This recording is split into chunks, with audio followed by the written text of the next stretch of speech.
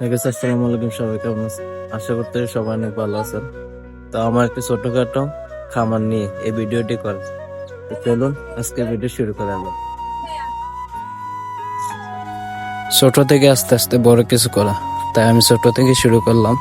আপনার দোয়ায় আপনারা সবাই দোয়া করবেন যেন সামনে বড়ভাবে একটা খামার দিতে পারি। প্রতিদিন সকালে উঠে আমি আমার খামারে কি কি করি তা আপনাদের মাঝে আজকে শেয়ার করব। আসলে পরিশ্রম ছাড়া সফলতা অর্জন করা অসম্ভব, তাই আপনাকে পরিশ্রম করতেই হবে। তাই পরিশ্রম আপনাকে করতেই হবে। ধরেন আপনি প্রথমে কিছু মুরগি উঠালেন খামারে, এখন আপনার মুরগি অসুস্থতার কারণে মারা যায় কিছুটা, তার জন্য আপনি হাল ছেড়ে দিলেন।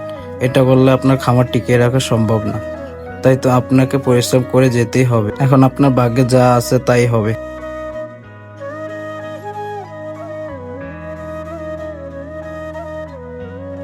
কিছুদিন যাবত আমার মুরগিগুলো খুবই অসুস্থ। এগুলো ঠান্ডা জাতীয় রোগ হলে এগুলো অনেক অসুস্থ হয়ে যায়। মনে করেন এগুলো ঠান্ডায় অনেক বেশি, এগুলো ঠান্ডা লাগলে অনেকটা মারাও যায়, অনেকটি মারাও গেছে। আজ কয়েকটা মারা গেছে, কি বলবো। এখন এগুলোর জন্য চিকিৎসা এবং ওষুধ আনছে, ওগুলো খাওয়াবো। সবাই সম্পূর্ণ ভিডিও দেখতে থাকুন।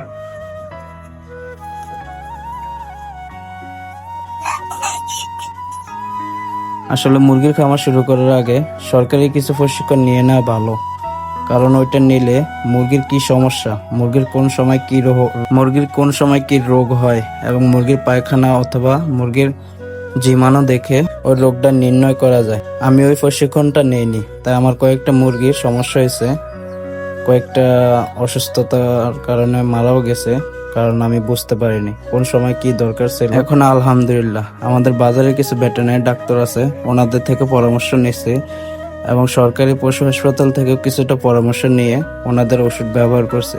এখন আলহামদুলিল্লাহ আমার মোরগগুলো কিছুটা সুস্থ আছে এবং কয়েকটা অসুস্থ আছে, ওইগুলোরও চিকিৎসা করতেছি এবং ডাক্তার যা যা ওষুধ দিয়েছে তা ব্যবহার করতেছি। এখন আলহামদুলিল্লাহ সুস্থ। এখন যারা এই পোল্ট্রি খামারে আসতে চান, ফার্মি মোরগ লালন পালন করতে চান, তারা প্রথমে একটু লোকসান হবে, কারণ না জেনে শুরু করলে আপনার ক্ষতির সম্মুখীন হতেই হবে। তাই আমি বলছি কি আপনারা প্রশিক্ষণ নিয়ে তারপরে ফার্মে মোরগ লালন পালন করুন, তাহলে আপনার ক্ষতির পরিমাণ কিছুটা কম হবে, কিন্তু অত আপনার বেশি হবে না। যা আপনি রোগ নির্ণয় করতে পারলে তা সমাধান করতে পারবেন।